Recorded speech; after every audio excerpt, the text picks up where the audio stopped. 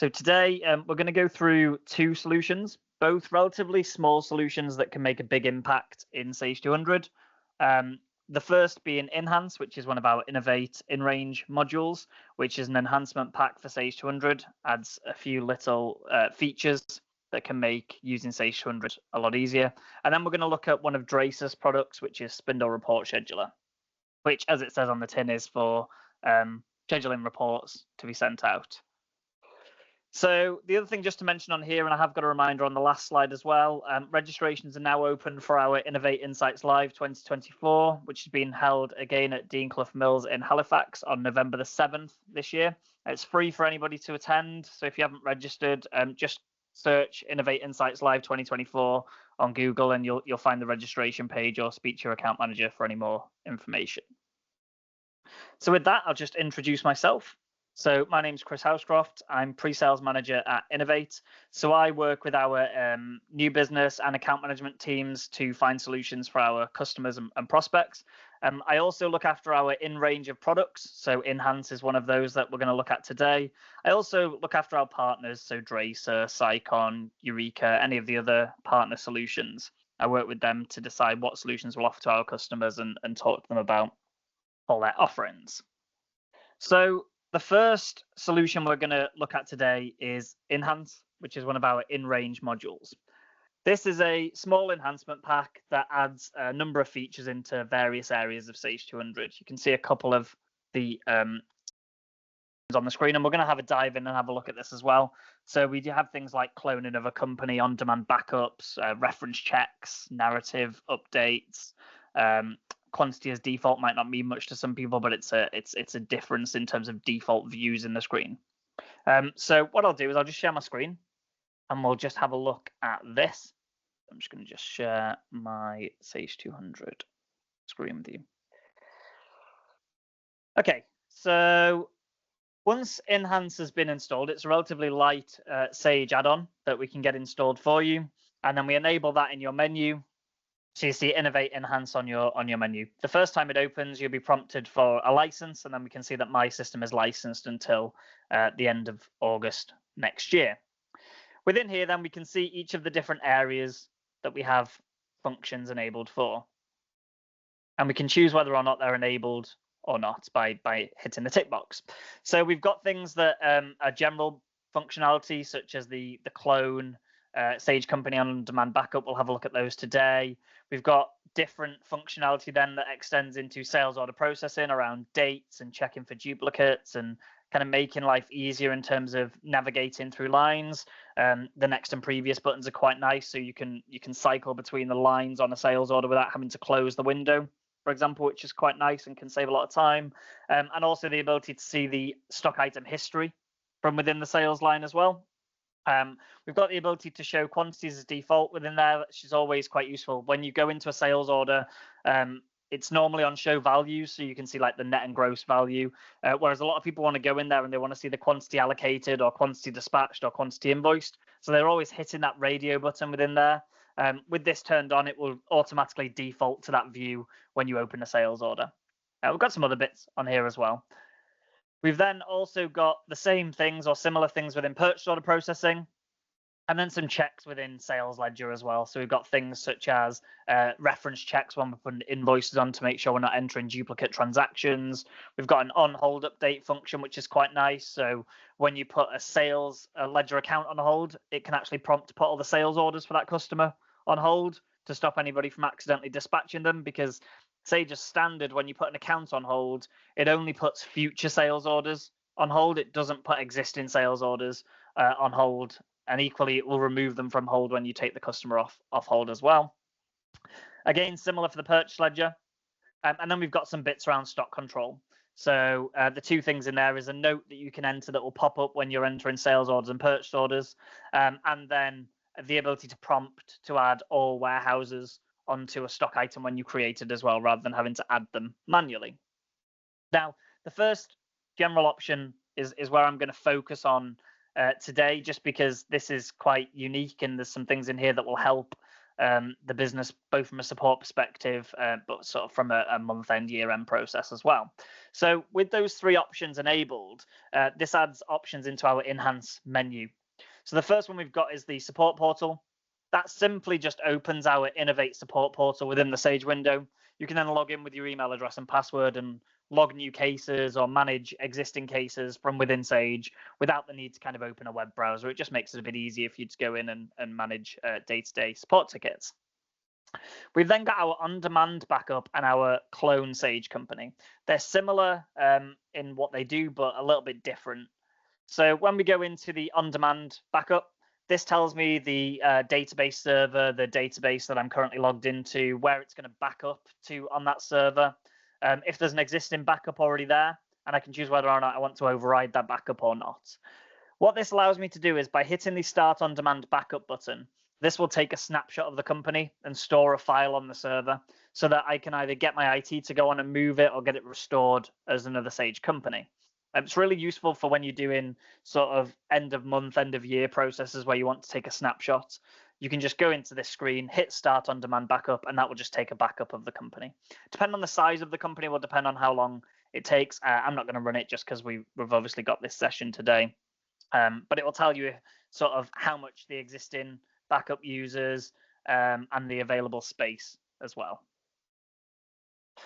If the requirement for that backing up of the company is actually to create a clone of that company, so a year-end backup or a test company, for example, then you can actually use the clone Sage company function. So this allows you to go in, define what the new database is going to be called. So I could go into here and go sage200_test, and I could give it a company name. So I could do test company, for example. I can then click the clone button. What this will do is this is very similar to running the on-demand backup.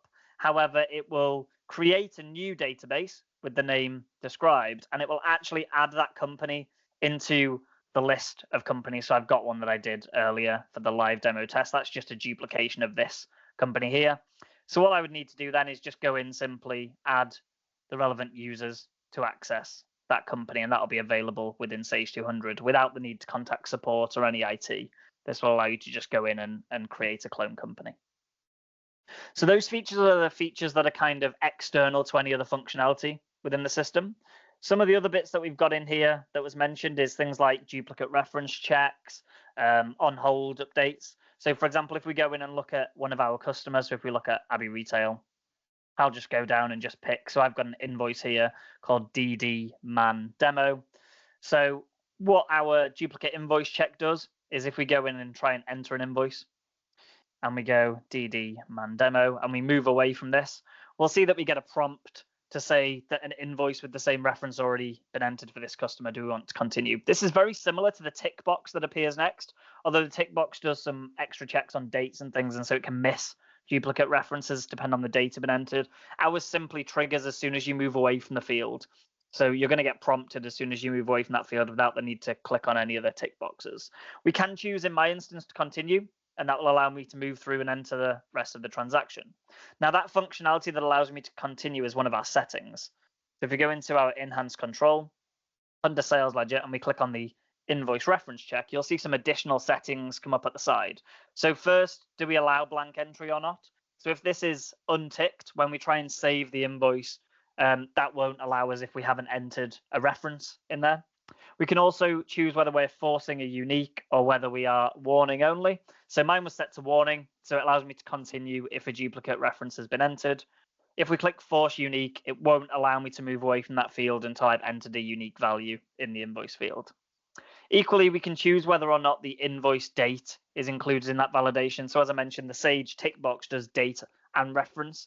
If we want to have that date included in the reference check-in, then we can click on that and enable that additional check. Same for doing it on credit notes as well. The next one we're just going to have a quick look at is the on hold update. So if we again have a look at another account, so we might want to look at Abbey Retail.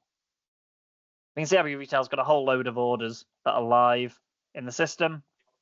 Now, when we go in and put this account on hold, if I go into the right screen, you'll see that we've got the on hold function, which is the standard Sage function. So when I go in to put the account on hold and click save, it will then tell me that I can put live sales orders on hold. If I click yes on this, that will go through. And if we look at our order list now, we'll see that we've got all of these orders that were already open for Abbey Retail now on hold. That's in addition to the standard functionality that Sage will enforce. If I was to go and enter an order for Abbey Retail, it will ask if I want to place the order on hold, depending on my permissions, or it will automatically go on hold.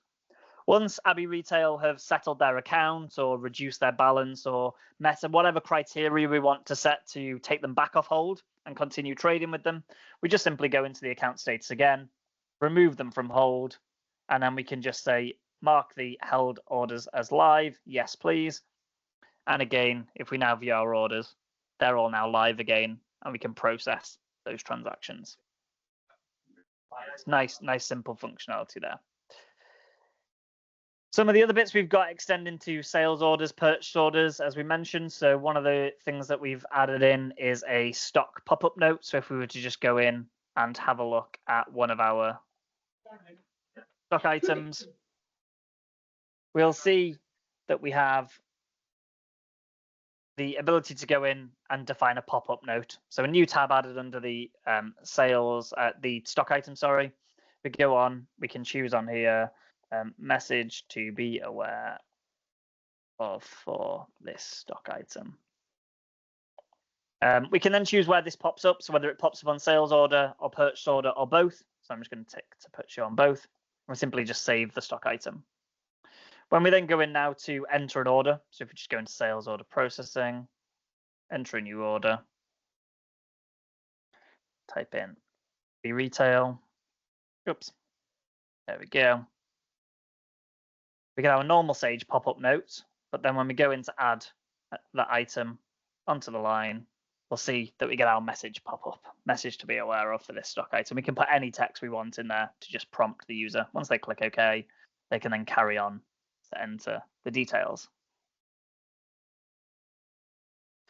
One of the other things we've got just while we're in here is we've got some controls around the document dates. So we can force document dates not to be blank, for example. When you move off, then you can choose whether or not it prompts to enter a document date before you enter a line. That might be set on mine. Let's see if I've got it turned on. Just while I'm here, yeah. So if I have that turned on and I have a blank date, then I can get it to prompt me to select a requested date before I add the lines. This is quite useful because whether you're aware of this or not, if you set a requested date after you've added lines, it doesn't retrospectively add that detail onto the line. So it's really good to force users to enter those dates before they add the lines to ensure that those dates are stamped on the line detail. Equally, we have the ability to do a duplicate check on the customer order number, or whether we allow that to be blank or not as well. Within sales orders and purchase orders, we've also got the ability, when looking on an order, to get it to default to that show quantities. So as I mentioned before, the standard on a Sage install is that it will show the value screen. So when you open an order, you'll see the quantities and the units. However, a lot of people, they want to go in and see the quantities in terms of allocated, dispatched, invoiced. So with that setting turned on, it just simply shows quantities as default. The final area that I'm just going to show you that affects the commercials areas is when editing a line. We've got the ability at the bottom to click on the item history button. It's quite useful because anybody, again, that knows Sage 200 will know that the second screen that you open as standard locks you onto that screen in Sage 200. So I can't click away from this at the minute. But if I want to go on and see item history, see when an item was booked in or booked out, I can just click on the item history and that will open up the item history screen for me. If I had any history in here, you'd see that detail. So that's a couple of features within our Enhance pack. There is more that was in the pack, as you could see. We've also got a video available that takes you into a bit more detail on some of these functions. If you want to contact your account manager, they can get you that link, or they can give you a quote for the Enhance module. So the next add-on that we're going to look at today is the Draycir SRS. So if we just open up my slides again. So the Spindle Report Scheduler solution is a solution that allows you to schedule any Sage reports to be sent out either as a one-off or on a recurring schedule in various formats. So it can be used on any Sage report, and it can be used, as I say, to send to one or multiple users, and they don't have to be Sage users. It can be any email address. It can be sent as a PDF or as an Excel spreadsheet or CSV, whatever you like. So it's, again, dead easy to install and set up, and once it's there, it just runs in the background. What we tend to find people do is they get it installed, they have a whole load of reports that they want to receive on a schedule. So they'll schedule all the reports they need, and then it just runs in the background. People don't need to kind of touch it then. It's pretty self-sufficient, just runs in the background. So if we just have a quick look at how this works and how easy it is to schedule these reports. So once it's installed, we have a simple task to go into the settings and just populate the email details. So who is that email going to go from, and put in our license details. We then add a simple add-on into the Sage 200 administration, and that adds the report scheduler menu option into Sage 200. Within here, we can just go in and schedule reports.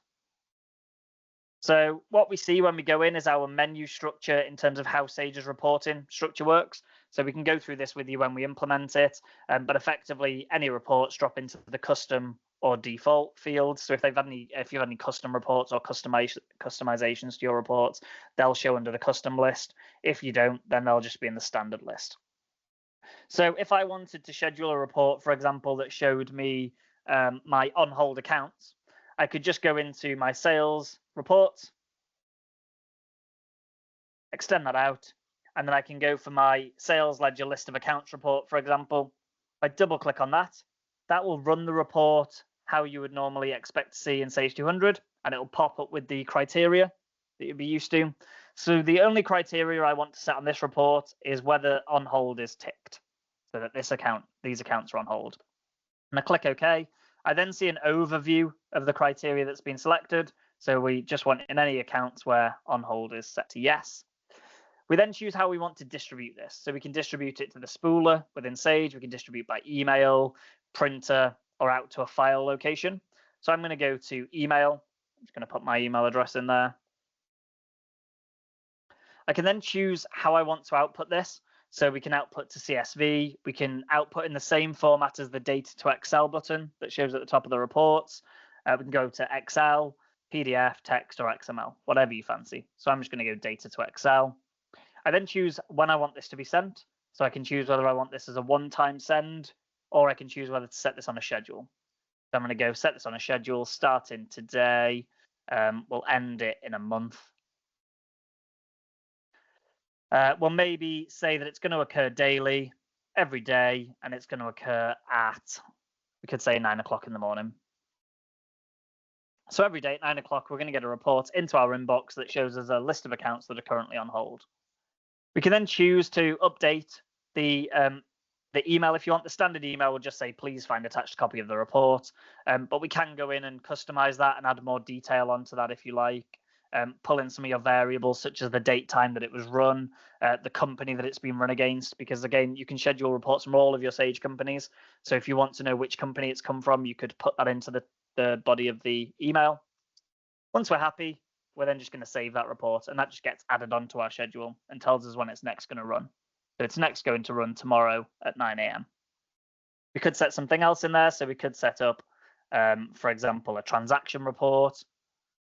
Might want to run in a transaction report for transactions between certain dates, or for certain periods, certain accounts, whatever we want. Again, set that criteria into the system, and then we can populate that report. All that's going to happen is when this time schedule comes, it's just going to generate that report, attach it to an email, and send it out to any of the users or email addresses that have been populated. And that one's pretty straightforward. There's not much else to tell you about the report scheduler. It kind of does what it says on the tin. I will let you have some time back from your day. If you do think of any questions, then just let your account manager know, and I'll come back to you, or we can send you any content that'd be useful to answer any of your questions.